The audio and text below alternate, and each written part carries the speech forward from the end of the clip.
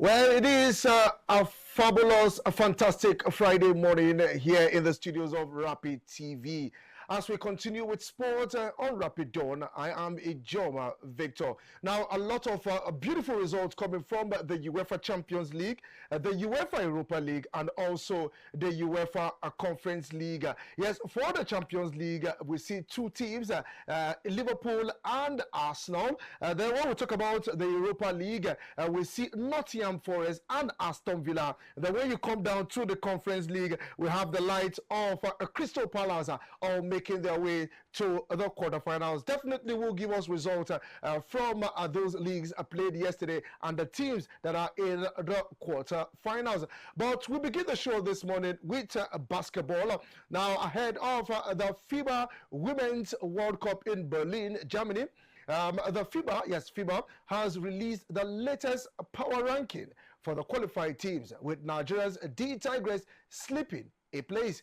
Now, the Nigerian side endured a mixed outing at the qualifying tournament, finishing fourth in their group after recording 2 wins and 3 defeats. Now, the performances have now seen them drop from 8th to 9th position in the updated ranking. Now, the Tigers, who are reigning African champions, struggled against top oppositions during the qualifiers. Now, a heavy defeat to South Korea raised concern, while loss to host nation Germany and European powerhouse France further highlighted areas needing improvement. Now, despite the setback, there were positives for the head coach Rena Wakama and her team. Now, the Nigerian side showed resilience in part putting up a competitive display against both Germany and France, suggesting they can still compete at the highest level. Now, with the World Cup fast approaching, attention will now turn to fine-tuning the tactics and improving consistency as the Tigers aim to make a strong, impressive, or probably impressions on the global stage. Yes, talking about DTigress, they will be traveling to the United States. That's in the month of March. Yes, most of them are actually in the United States, and they will also have a tune-up game ahead of the World Cup. Now we head straight to Zurich, where World Football Governing Body FIFA has officially announced that the 2026 FIFA Under-17 Women's World Cup will take place from October 17 to November 7 in Morocco. Now, the tournament, which continues to serve as a major platform for emerging talent in women's football, will see the best young players from across the globe compete for the prestigious title. Morocco, which has increasingly become a hub for international football events in Africa, will host competition across selected venues, further underlining its growing reputations in global sports organization. Now, this edition is expected to attract significant attention as FIFA continues its push to develop and expand women's football at youth level, providing more opportunities for young players to showcase their abilities on the world stage. Now, further details regarding participating teams, venues, and official draws are expected to be announced by FIFA in coming months. Now, still with FIFA, the world governing body has introduced a new regulations mandating that all teams participating in women's tournaments organized by the body must appoint either a female head coach or a female assistant coach.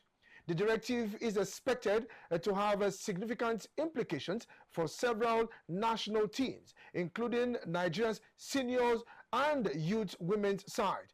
The Nigerian senior women's team, the Super Falcons, is currently handled by Justin Madugu, while the under-20 side, the Falconet, is under the leadership of Moses Aduku. Now, both males coaches will see the affairs of the ladies. Now, with the new rules and the FIFA policy coming into effect, the teams will comply with risk sanction or possible exclusion from competition, placing pressure on the Nigerian Football Federation to make swift adjustments. The rules is part of FIFA's broader initiative to promote gender inclusion and increase female representation in coaching rules probably within the women's football globally. Now, as it stands, unless changes are made to the tactical crew of both teams, Madugu and Aduku could lose their position or be required to work alongside qualified female assistants to meet the new criteria.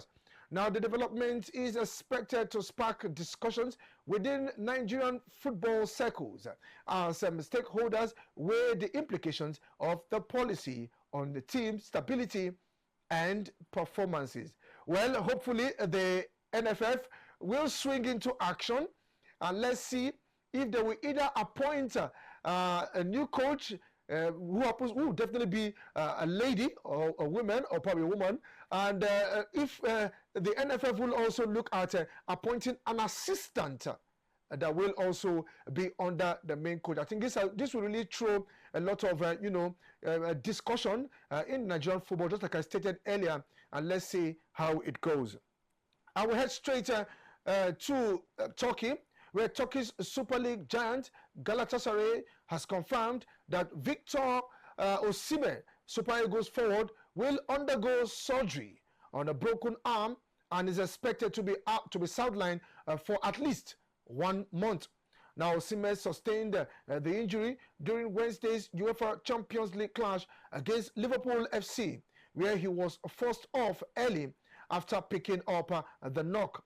Medical examinations later confirmed that the 27-year-old striker suffered a fracture in his arm, necessitating immediate surgical interventions. Now, despite the severity of the injury, Osimhen reportedly continued playing for over 30 minutes before being substituted, underlining his determination and commitment to the team. The development is a significant blow for both Galatasaray and the Nigerian national team, the Super Eagles, with the forward expected to miss crucial fixtures during the recovery period. And we head straight to the UEFA Europa League, where Bologna, route to the last 8, came dramatically. They edged past Roma 5-4 on the aggregate after a breathless second leg in the Italian capital. Now, looking at Jonathan Ruiz, opened scoring before Roma's Ivan Indioka responded. Now, Federico restored Bologna's advantage from the spot, and the Santiago Castro added the third. Roma rallied late through Doniel penalties and Lorenzo Pellegrini's strike, forcing extra time. Nicolo proved decisive, firing home in the second period of extra time to send Bologna through. So it was a big encounter, like I said, in the UEFA Europa League. Bologna edging out Roma in that particular clash. Now let's head straight to England, where Nigerian's international Ola Aina was in action as Nottingham Forest edged out Midtjylland on penalty shootout to progress into the UEFA Europa League quarter-finals on Thursday. Now, Aina, who was named among the substitute, was introduced in the contest with 15 minutes left. Midtjylland missed all 3 of their penalties, while Nottingham Forest converted their own 3-spot kick to advance. Now, Forest has trailed 1-0 heading into the second leg, but registered a 2-1 away victory in Denmark before prevailing 3-0 on penalties. Now, the Danish team had won both of their previous 2 Europa League meetings, with Forest coming into the match, but it was the English side that prevailed when it matters now most for the team. Now, let's take that interview of Nottingham Forest coach. Yes, smiles on his face and giving praises to the fans. Vítor Pereira. Many congratulations, Vítor. Fabulous night, fabulous win, great celebrations with the fans. How do you feel? Well, the fans, they are fantastic. They are fantastic, and they must feel proud of our players, because we show today that we are a team, team spirit, quality, character, and we show everything today. But I tell you, my confidence, I feel something today that we will play in a fantastic level. And what we did in the first half, and in the second half, we scored 2 goals. We scored after we scored 2 goals, but you know, they were cancelled.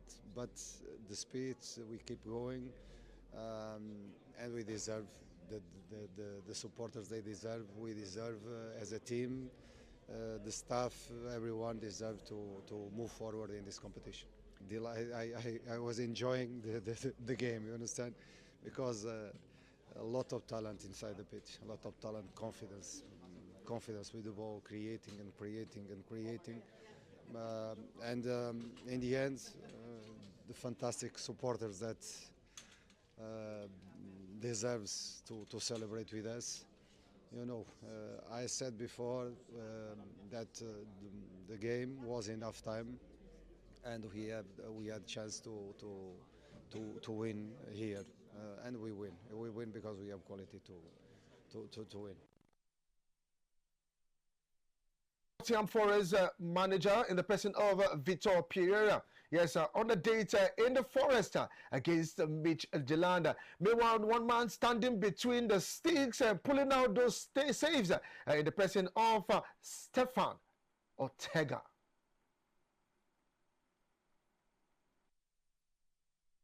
Stefan, well played. Congratulations through to the quarterfinals of the Europa League. How does that feel? Excellent. No, I'm really happy to go into the next round, especially in the way we played today. The energy we showed from minute one was incredible, because as well the manager made a lot of changes, and there's always like tiny bit of risk, you know, how you get into a game. But no, I think we fully deserved that win today. I mean, I was quite well involved in the build-up. But yeah, I was a bit fuming because the first shot on target was straight a goal.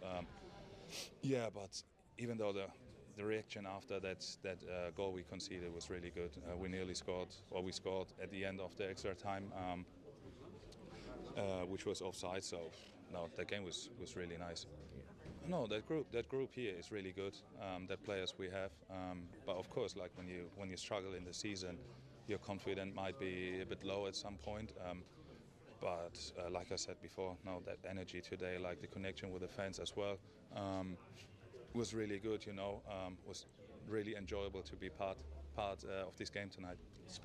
Yeah, exactly. A long time ago, when that club was successful in European football. So there was one reason as well, like what we said before. Last year, the team worked so hard to get in there. So there's no point for giving up before the second leg, you know. So no, I think everyone is just happy and buzzing. Hopefully the fans get some beers tonight as well to celebrate, because especially when you are not used to play.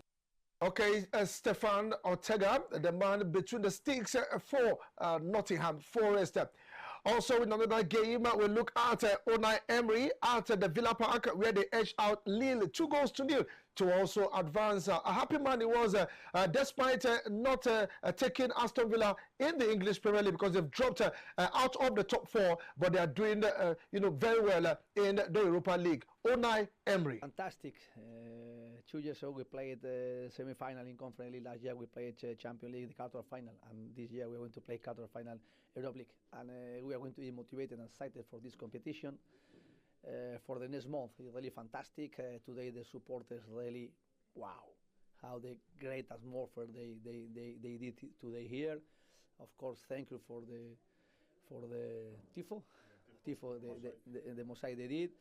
And we need them, and today they showed that as well. They are here, they are trying to get again our fortress here together, try to connect with the supporters, with the players, with the energy, and then try to play like we play today. Serious match, discipline tactically, and then progressively imposing and dominating and getting the good result like we did. It seemed, looking on, that you were always in control of that match. You mentioned the control serious. You felt like you were always comfortable with what was going on. Yes, respecting the opponent, respecting the competition, respecting as well the game plan we settled and we did there the advantage. But today to keep it was our objective, and through the same mentality we are more or less trying to build. Discipline, serious, organized, and then play with our skills, and then try to exploit and try to get our momentum like we did, and respect the opponent, because the opponent as well, they have very good structure tactically and individually as well, good players, and they had the game plan, and we needed as well respect. Okay, Unai Emery. Now, other results from the UEFA Europa League. Freiburg defeated Genk by 5-1 to advance to the quarterfinals of the Europa League. Lyon lost at home to Celta Vigo. So Celta Vigo also moving to the quarterfinals. Nottingham Forest 3, Midtjylland 1. Then Roma lost to Bologna by 3-4. Aston Villa 2, Lille 0. Then we saw Betis beating Panathinaikos 4 goals at home. Then FC Porto, FC Porto beating Stuttgart by 2 goals to 0. Now we look at other, looking at the fixtures of the round of, round of 8. Talking about the quarterfinals. Meanwhile, the quarterfinals for the UEFA Europa League is now confirmed. Now on Wednesday, April 8, 2026, Braga will be up against Real Betis. Talking about the UEFA Europa League, 5:45 p.m. That game will go down. Then on Thursday, 9th of April, Freiburg will take on Celta Vigo. In the other fixtures, FC Porto will be up against Nottingham Forest. 2 Nigerians will be involved in that game, Porto, Nottingham Forest. 8 p.m. Then Bologna will host Aston Villa in the first leg, 8 p.m. Talking about the first leg of the UEFA Europa League. And to the Conference League, which is also confirmed. Talking about the UEFA Conference League, looking at the fixtures that will also go down in the month of April. AEK Athens will be up against Rayo Vallecano. Then we see Strasbourg in France up against Mainz in Germany. AZ Alkmaar will be up against Shakhtar Donetsk. Then Fiorentina will take on Crystal Palace. I think that's the biggest game of that one, Fiorentina and Crystal Palace. Yes, all road will be leading to RB Leipzig. Yes, RB Leipzig, or probably Leipzig in Germany. That is where the final of the UEFA Conference League will go down. And this is where we'll put a stop to the show this morning. Yes, join me again precisely at about 5 p.m. Yes, this evening, as we tend to review all the games that will go down this weekend. And also we'll be looking at the finals. Yes, the finals of the EFL Cup, or you want to call it the Carabao Cup, between Arsenal and Manchester City. Between a student and a teacher.